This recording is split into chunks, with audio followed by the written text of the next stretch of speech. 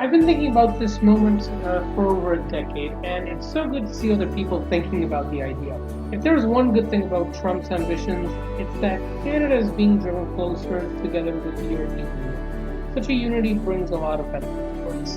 The EU is a much larger market than the US, we're politically more aligned, European capital could be a good exchange of resources, and Canada's LNG could be a major boost for Europe's energy. The two sides already have good relations, given that Canada has a free trade agreement with the EU, it's an observer state in the Council of Europe, and a founding member of NATO, which is responsible for European security.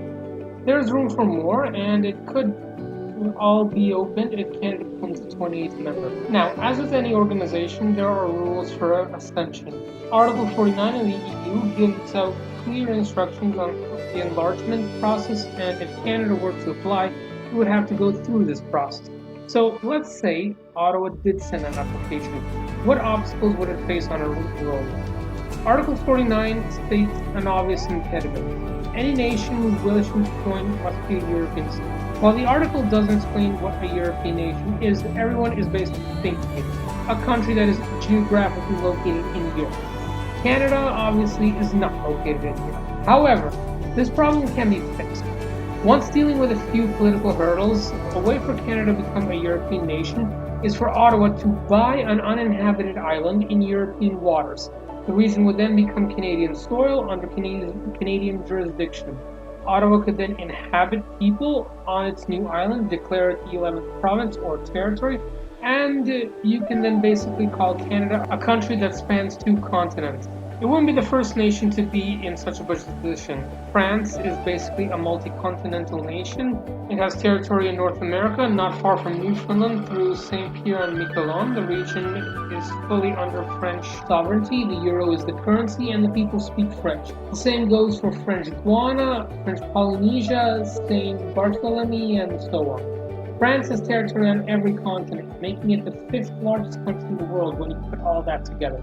The Netherlands has 3 overseas islands in the Caribbean, Portugal holds dominion over the Azores, Denmark still holds Greenland, and it's worth noting that Greenland was even an EU nation until 1985. Canada could follow the same idea. Even with less than 1% of its territory there, it could still be a European nation through its own overseas territory. And something like this has been thought about before. The Turks and Caicos Islands are 2 tropical islands in the West Indies. Back in 1982, discussions started about making this Caribbean island either a new province or territory of Canada. Maybe it could be time to shift focus to the other side of the Atlantic, and there are some possible candidates for Canada's 11th province. Rockall is a granite island in the North Atlantic. Its position also makes it convenient to sail from the Canadian mainland. Acquiring this island would be easier than expected, as in 1955 it was originally legally declared terra nullius, meaning nobody's land. However, in 1972 the UK annexed the island, claiming it to be a part of their territory, though it is disputed by multiple nations, most notably Ireland, Iceland, and Denmark. The island is very small and there's not a lot of room for human settlement, but it is possible.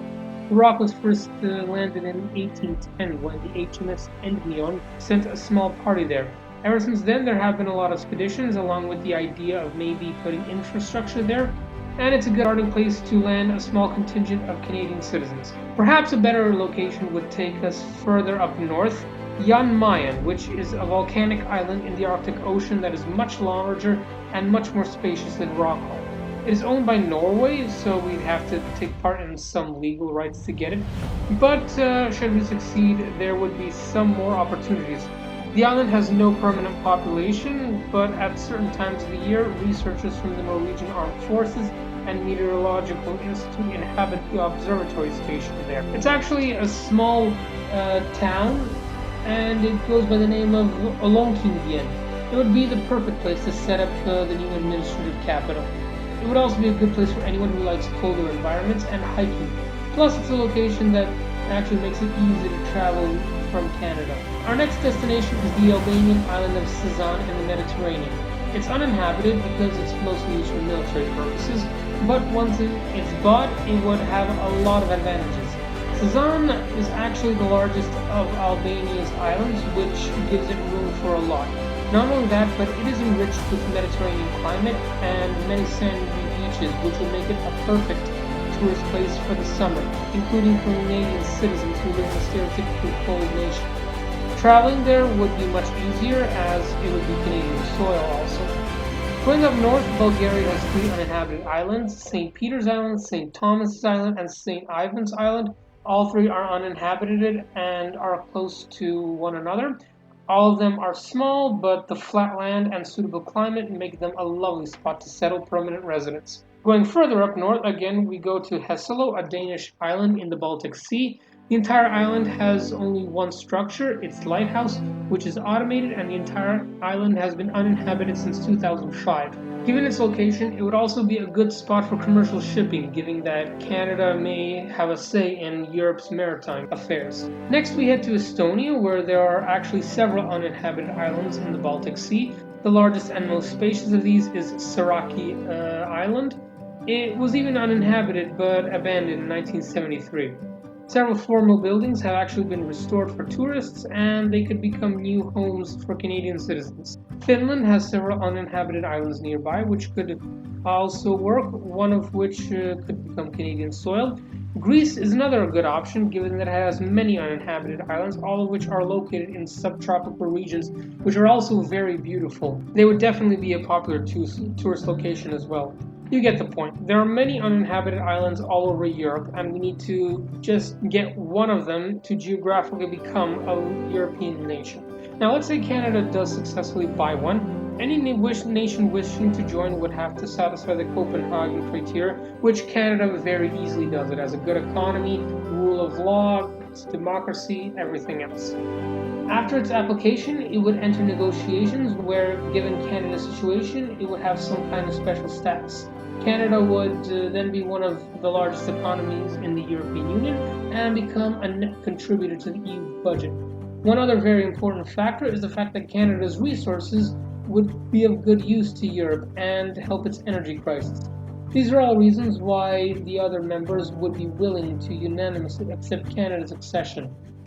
Then it would lead to a referendum and an accession treaty, which would bring about full membership, which more than half of the Canadian population is actually in favor of. This is how it would become closer. Now, one would see this as a short-term thinking. After all, Trump will be in office for less than 4 years now, and it's easy to see the next president becoming more Canadian-friendly.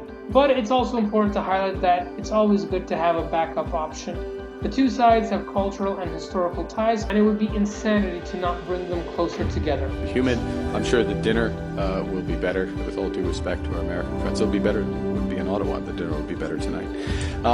Look, I would say in terms of the terms and what we discuss around an economic partnership, we have similar views in terms of the importance of labor standards. We have similar views in terms of addressing sustainability and building sustainability. I think we have similar views in terms of how we develop a true partnership in matters of defense. And I'll add one other point of, I don't want to say this is comfort, but it's effectiveness with respect to Ukraine. The European Union is preparing its 18th sanction package, a very significant package of sanctions. We've just released our latest sanctions, financial sanctions, against Russia, against the shadow fleet, against enablers of the Russian regime. We have just committed additional financing to the Ukrainian government and additional military assistance to Ukraine. As President von der Leyen mentioned, we will be participating in foreign ministers here participating in the reconstruction conference that Italy is leading on behalf of the European Union in a few weeks. Because we know, and this is the other element of comfort, that we will stand up and defend these fundamental values: international law, territorial integrity, the rights of state, and democracy as represented in Ukraine. So yes, we take comfort from that alignment, and it is a very effective partnership as a consequence.